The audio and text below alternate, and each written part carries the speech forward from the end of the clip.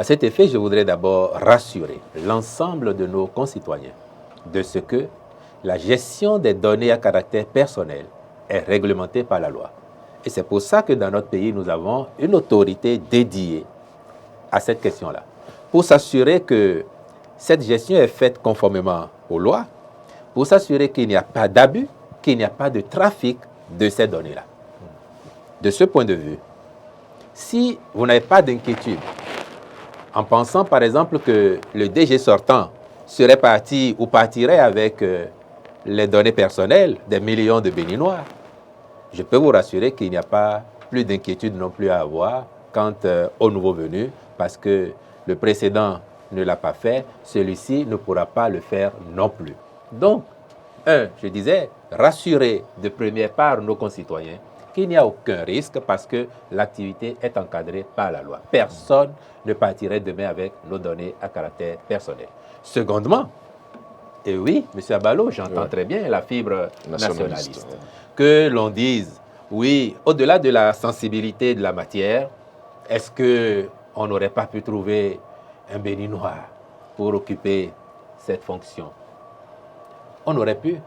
Et s'il y avait eu un CV digne du nom sur la table du chef de l'État, sur la table du Conseil des ministres, je vous assure que ça aurait été fait. D'ailleurs, à l'occasion, il n'y a personne au Bénin pour assumer ces fonctions. Peut-être qu'il y a des gens bien qualifiés, mais sur l'instant, moi je peux vous certifier que le Conseil des ministres a eu plusieurs CV.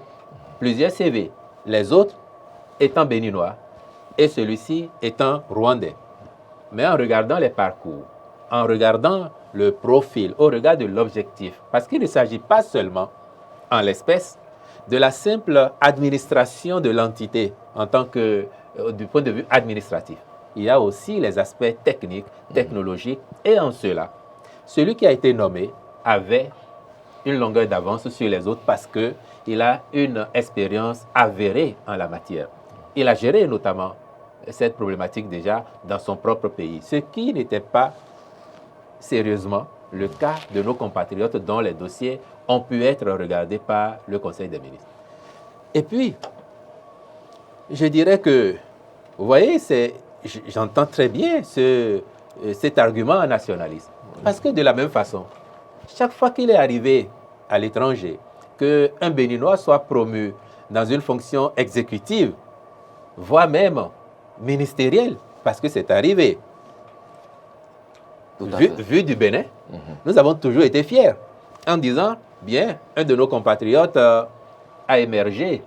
Mais dans ces pays-là, le commentaire, il est à peu près celui que nous entendons parce que les autres se disent, est-ce qu'il n'y a plus de concitoyens à même de remplir ces fonctions-là pour qu'on soit obligé d'aller chercher dehors? Je donne un exemple basique.